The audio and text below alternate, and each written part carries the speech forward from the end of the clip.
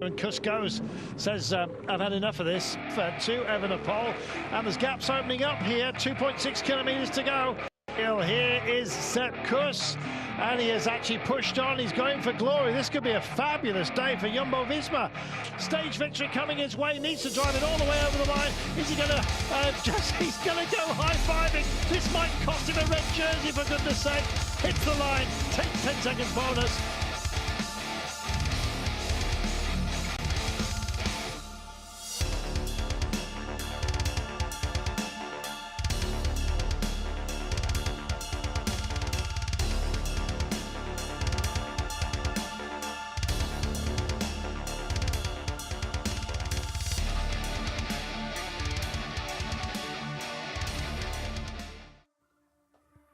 Boy, has it been a while.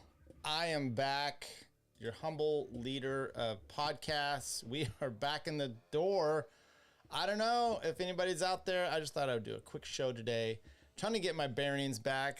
Trying to get everything, new studio, no, same studio, just different cameras, different streaming software. We're on the YouTube. No, we're not on YouTube. Yeah, we are on YouTube. We're streaming out on YouTube. Pretty much sure it's live out there. We're supposed to be going to Facebook. Let's see if we're actually live on Facebook. I don't know. I don't know how to see this Facebook stuff here very well. But we are there. And if you are in there, you might be able to throw us a chat. We'll be able to see how this is going. I'll get shit going better. But I would say go over to YouTube. That's really the place to watch our show. We're going to start doing something as well, which is I'm going to just put up a Rumble page. And the best thing about Rumble is I'm able to stream. And so I think we'll do intro stuff. Try to send you over to Rumble because then I can play actual videos. I'm not going to get copyright striking. They let you do that kind of shit over there. So that will be the primary place to be. I think it's all going to be laid out there. So I'm going to put links into everything. We'll have it all out there. So what are we going to talk about today? I just thought the last show I had done was just about on the Vuelta. So if you didn't know, the Vuelta didn't go Sepp Kuss's way. So we have that. But I thought I would at least break down what's going on with the teams for 2025. Who is all in there? Let's see if we can even show this in here. I'm going to hopefully take a look here. Okay, why is this not? Oh, I've got a completely different system. I do another show and I have a different system that I used over there. Let's see if we can show it. Here we go. We can at least, that's not what I wanted to do. There we go. UCI teams. Let's take a look here. We'll talk about the UCI teams and kind of which ones to look forward to, what's been happening. Tom Pidcock is already on getting a nice little win for himself. Here, let's fix this in here. I'm using OBS and sometimes it could be problematic if I didn't have everything already arranged. Whatever. We'll figure it out here. And then Victor he's gonna see this and he's gonna go, wait, you're doing shows again? I'm like, yes, I'm back doing shows. And we had Tour Down Under, which was Tour Down Under to me is I know people get excited, but it's at least the first race of the season. It was somewhat boring for me. So I didn't really get too involved in that one, but anyway, there we go. So we've got, here's the teams out here. And I thought we'd just walk through, we'll break down some of these teams. We can look at the transfers of who's coming when and who's coming where, and to see, kind of your breakdowns of it's going to be, is it going to be exciting? I don't know. We've got some new riders in here. It's for everybody. So that will be something to take a look at. So let's start here. I'm going to walk through these teams. Alpecin, Deceuninck. You know what I want to do? I want to do their riders. I thought we had a full breakdown of their riders. I had this going before. What if you click on the jersey? Does that do it? Okay, well, there's their riders. Here's the guys coming in here. Do you still have the main ones in here? Plankert, Philipsen. Okay. Did they really boost up anybody that would be... Let's go age here. Let's go ranking. So Jasper Philipsen, Matteo van der Poel, he just won World Championship in cross. So he's looking good. Gianni Vermeersch, Quinten Hermans. I don't know if they really upped anybody, if they got anybody for GC in this one. How about age? You're coming in here, specialty, climbers. So Emil Verstring, he's a climber. And then they have Jando Maurice, he's a GC rider. Fabio Vandenbroek. and Luca, someone else. So okay, Tour Down Under, they didn't really do much down there. I think they had a crash. So in the preview to that one. Okay, Arkea BMB. Let's. I'm going to kind of just look and see who's coming on here. Let's start by ranking. Did they get Kevin Verkulen? Okay. Did they get really anybody? I know that there's ins and outs. There's transfers. I could probably look at that better. Specialties. They got some climbers. No GCs. Nothing really there. And it's Arkea. So you're not really expecting much for them. Bahrain. Now Bahrain did get some new people in here. I mean, they all did for the most part. You still got Pel, Bilbao, Buitrago, Afonso. Lenny Martinez is maybe their big pickup. We'll see what happens with him. Tiberi, the cat guy, is still in there. Damiano Caruso, Jack Haig, Rainer Kiplinger. We just saw him at the Lula Tour, having some problems there. So anyway, decent little group. Did they have any Americans? Let's take a look. Did they have any Americans? I don't see any Americans there. Okay. That is Arkea, Bahrain, Cofidis,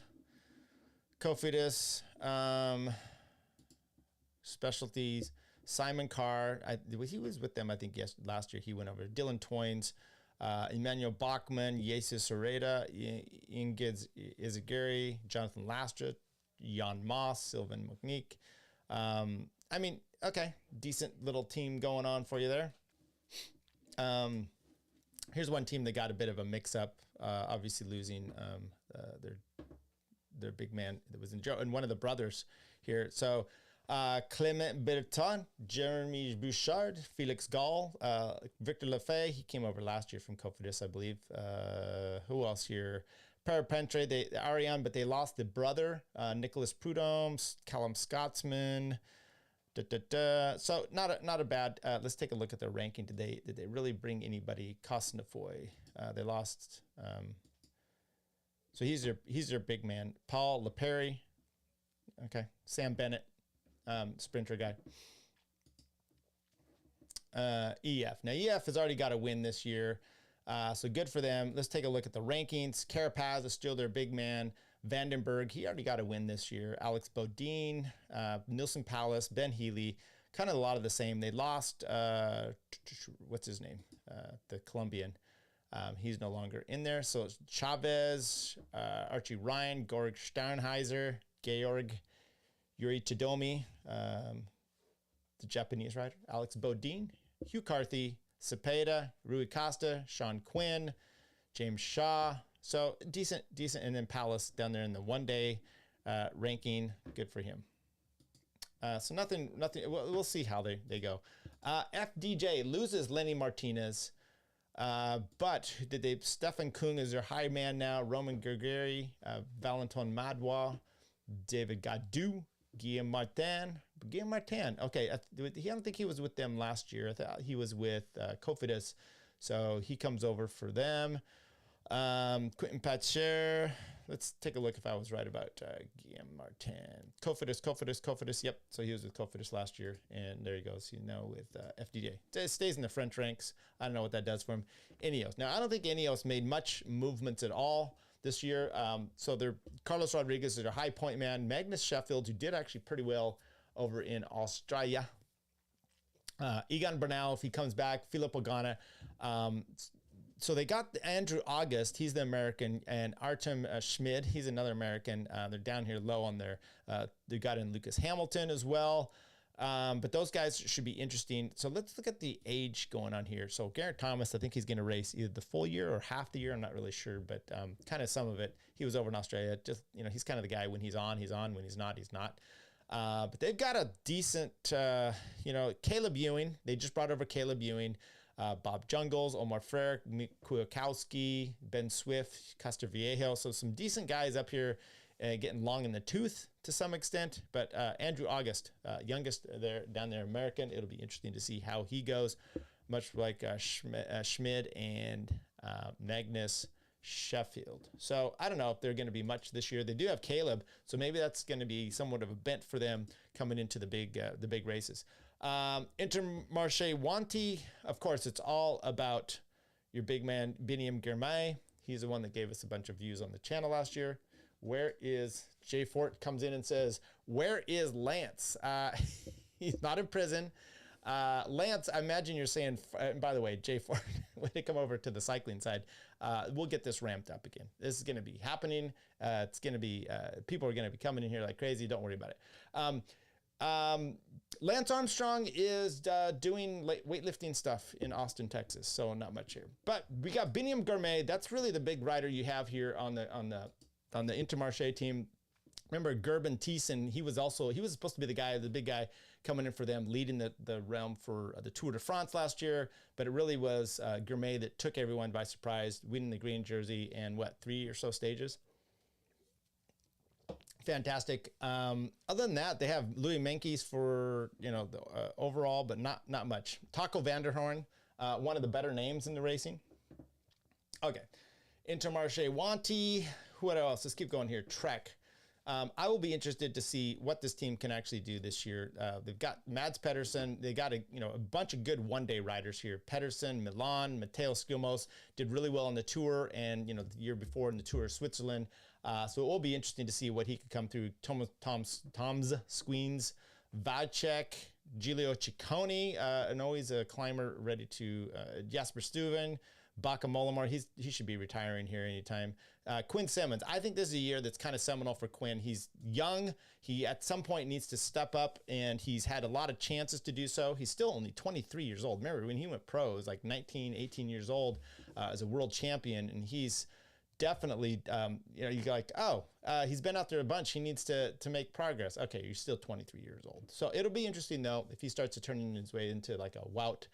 Patrick Conrad, you still got a decent amount of riders up here. So Theo Geoghegan, though, I will be very interested to see with Theo kind of make some inroads this year after winning the Giro back in 2020, having a chance to make some big gains and hasn't really done so. Movistar, Will Barta, the lone American on the team. As far as their rankings go, Enric Mas, who had a great Vuelta last year. Javier Romo, he did well down in Tour Down Under already. You got Cepeda, Einar Rubio, some decent riders here. Are they really going to take anything by storm? I mean, they've always had trouble learning how to race as a team, so it will be interesting to see if they come off their Vuelta on Enric Mas, one of his actually more stellar races that he's had this lately. Now, Bora Hansgrohe, it's all about our big man here, the biggest man, Roglic, up on there, ranked 9th. And overall, he's one of the best one-day racers ever, but he is getting up there in age. He's almost 36 years old. He's 35, so that's going to be something to see. Maxim Van Gils came over this year. They from Lotto, so that was a nice pickup, I think, for them. He's pretty young as well. Vlasov, Danny Martinez, Jordi Mees, Lipowitz. He was an interesting development coming on this year as well, riding well. I think it was in the Giro, then had some health problems, but it'll be interesting to see where he comes. Fisher Black, Jai Hindley, it'll be nice to see if he kind of picks himself up from after winning the Giro as well, see if he can make some advances. Lawrence Pithy came on over from FDJ, I believe, right? He was with FDJ last year. Yeah, so he had a really good preseason there, or the classics. I'll be really interested to see if he can rebound off of that. So how are we doing on age for that team? Decent. I mean, Roglic and then et al. Jan Trotnek, so he's at least got his fellow countrymen to help him out there. But Bora should be a team to watch this year as well. Bora, Lado, Soudal Quick Step. Obviously, this is all about Evenepoel, but is it? Because you've got some of Tim Merlier. He's already been winning some races this year. Mikkel Landa, the one lone supporter for Remco, although Van Wilder can do some good stuff. Mario Van Sevenat, Luke Lamperti. It'd be interesting to see if he can finally get some of his sprinting and some wins this year. This is a team that's mostly for the classics. He's only 22, Luke down there, but should be good. So who else do they have? Max Schachmann, Tim Merlier for the sprinting. Lampert, Catania, they have a decent classics team, but they just haven't been what they were. Paul Magnier. So Magnier is only 20 years old, and he won some sprints last year, getting let out by Luke as well. So Be interesting to see what they have to do. Now, Jayco, the Australian team, they started off, and if you watch any of the Chris Horner stuff, he's shown that he just doesn't think they're really what they doing very well so far this year. And they've done some, as he calls them, knucklehead moves. I was really confused as to what they were doing then. They're in Tour Down Under, and then the Alula Tour, which was one of their main title sponsors. They also shit the bed pretty good on the last day, trying to go for Groenewegen in the sprints, and letting their GC guys just actually fall out of the top. So Michael Matthews is back there. He's getting a little long in the tooth. Is he one of their older riders? He's 34, so he's doing, whatever. But he's back with the Australian team. Ben O'Connor, their big pickup, coming over last year. Did he win the Vuelta? I think he won the Vuelta last year. Vuelta, number 1 overall, right? Yep. Why am I even saying this? Pretty sure he won the Vuelta. Yeah.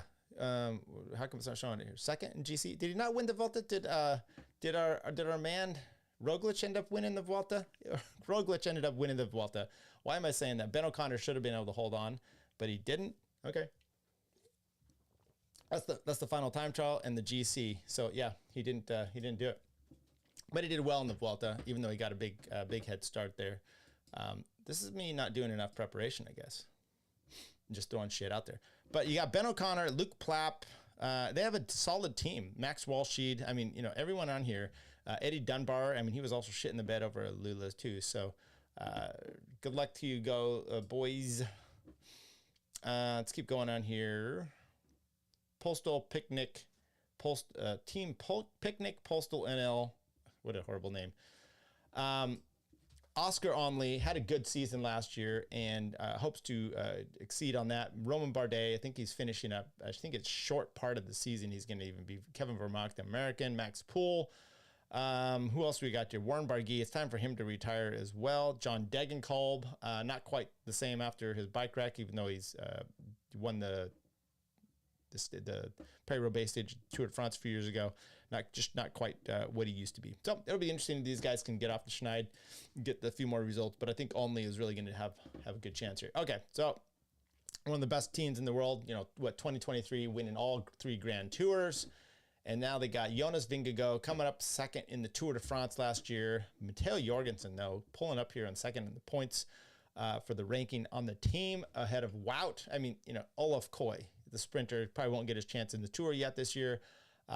Axel Zingel, Laporte, Kelderman, Benoot, Valter, Yates, Sepp Kuss. Sepp Kuss has a chance this year of kind of making a comeback, and it will be interesting. He had some health problems, kind of the first year that he had really part of the leadership after winning the Vuelta. Did not do so good in the Vuelta. Had some good days, some bad days. Amazing day helping out for Wout. Other than that, though, he had a little trouble. And so we'll see if he maybe rebounds from that winning the Tour or the Vuelta and then gives himself a chance. And I would like to see the Tour fulminate into what we can have, but we'll see what happens. They also, I think they pick up Dan McClay this year, but they still have Van Barle. I mean, Campenarts was another pickup, and Kian Utebrooks. It'll be interesting to see if he can do better than he did last year in the Giro. All right, the other big team in the world, the UAE team, of course, the number 1 ranked rider in the world, Tadej Pogacar, but they have Adam Yates. Oh, that's let's go back here because Simon Yates is now with this team, right? 2 Americans. Where's the Aussies? They have an Aussie? Didn't he get picked up? Oh no, he's English. Sorry, he's not Australian. He was Simon Yates. Simon Yates is now with. So that's he come over from the Australian team. His brother's been with UAE, and now Simon is with the Visma team. So we'll see what happens with that. João Almeida, still got an amazing team here. Pogacar. I mean, if they really figure out how to stack this thing for the Tour, I think bring in Brandon McNulty. But is Brandon going to get a chance to go solo in one of the other tours? We'll see of that this year. Jay Vine, he had a big crash last year. See him come back from this. How are we doing on age? Because Del Toro, he's a young guy. Ayuso, he's a young guy. Pogacar, he's only 26. He's just coming out, starting to do the big stuff instead of the young riders jersey. Almeida, McNulty, Sivakov, Narvaez, Rubio, Oliveira, Domin Novak, who had an amazing Giro. Jonathan Milano was one sprinter with them. Nils Pollitt, Grobachar, Soler, Yates, Wellens. I mean, this team, once again, stacked. Not much you can say over above. Now, I'm not going to go through all these other teams down here, but I'm going to look at two of them, Tudor and Q235 or 365. Let's go to the ranking here. Hershey, I think he's already got a win. Alaphilippe went over there as well. So you got Matteo Trentin. I mean, this is one of not your World Tour teams, but they're the Pro Tour teams. And you've got Larry Warbasse, moved over there from, what team was he with? We forget. We were the Ben O'Connor and that team over there. AG2R, formerly of AG2R. So it'll be interesting to see what they can do, and hopefully they get a chance to ride a big tour. They have Michael Storer. I think did he do well in the Giro? It was one of those tour big races he was doing well, and it might have been the Tour or the Vuelta. I'm sorry, the Giro, the Vuelta. Larry Warbasse, maybe he'll get a chance to ride the Tour again this year. Decent team. We'll see what happens, but it's really their ranking really does go with Alaphilippe, Hershey, Matteo Trentin, and then you got Michael Storer there. And let's go. Last one we'll look at here is Q230 or 365. I don't know, it's 235. And then Uno X would be another one. But they got the big boy, Thomas Pidcock, and he's already won 2 stages and the overall, the Lula Tour. Good for him. And then they got another stage win by, I want to say it's an Italian guy. Let's see if I can find him here. Oh, they have Giancarlo Nizzolo too. He's a good sprinter. Machete. So Matteo Machete, he won a race there as well. And someone was saying it was the fastest sprint stage they've had. Maybe it was a tailwind downhill. Who knows? But it'll be interesting. This team needs to get some wins like they've done earlier to get into the big races. And then Uno X, I want to see if they can get into that as well. Alexander Kristoff, Magnus Cort, Jonas Abrahamsson. Remember, he rode in the KOM jersey for a week or so there at the Tour de France. So that will be something for them to look forward to. Okay. Victor found us. Welcome aboard, Victor. Good to see you. I was just giving a little bit of update. Going to try to start doing some shows again, get back to it, and satisfy y'all. Look, I dropped off the face of the planet after that, the Vuelta, to the point where I didn't even remember who won the race. I was just saying that in here. Maybe we've been through a few stages, and then there we go. So we'll be doing, thanks you. Yeah, like the show. It's turned around. We're going to try to do at least a weekly update, probably a quick 30 minutes or so. I'm also telling you, Victor, look in the description. I'm going to start a Rumble account. It's like YouTube. And the reason for that is, I think we'll start here. We can go to both of them. I can kill it on one of the streams and head over to Rumble. And when we're over there, we can actually play clips, and we're not going to get copyright strikes. So we'll end up trying to do that. So look for that coming for you, everybody. And I got to work on a new intro, a new outro. But we've had some racing. Let's take a look here. Let's go right back into some of the results. Mario Schmid of Jayco, he won over there in the Cadel Evans Great Ocean Road Race. Who else did we have here? Jonathan Narvaez on the Ecuador. Okay, so he's the champion of that. The Alula Tour. Talked a little bit about that. That was one. Machete won the last stage, but Pidcock won the overall. That had some good climbing onto it. So we've already had some good racing coming on here. But we're going to have the UAE Tour. We have Omloop coming up here in about a month. Strada Bianca, Paris-Nice, Treno Adriatico, and whatnot. Drop the link, please. I haven't started it yet. I will get it, and I'll put it in the description probably to the next show, and I'll announce it. But thanks, everybody, and we will see you next week. Don't forget to hit those likes and subscription, and then follow us and make sure you get all the notifications. We'll see you next week. And I'm going to do a Vuelta outro. I got to work on this still. Right now, Primož Roglič decides to come up and start setting the pace here. I think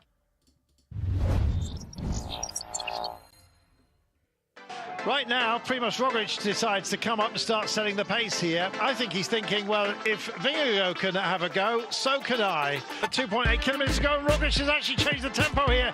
This is great strategy. Talk about strength in numbers, and what delivery. Oh, Sepp Kuss is off the back. It's a wheel length. They're going to have to be told to wait up for him if that is the plan. He's on the blower saying, guys, would you mind? They don't even look back. So finally, Vingegaard does look back, takes a glance, but they're not waiting. They've gone. He saw that Sepp was there at first, second time he looked.